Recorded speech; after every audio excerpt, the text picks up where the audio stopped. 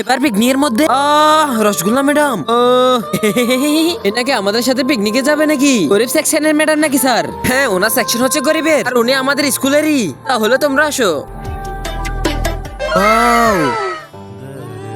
এখানে অনেক গন্ধ যাচ্ছে ম্যাডাম। আরে বাচ্চারা, এই ট্রেনের মধ্যে আমি তোমাদের জন্য একটা স্পেশাল রুম নিয়েছি।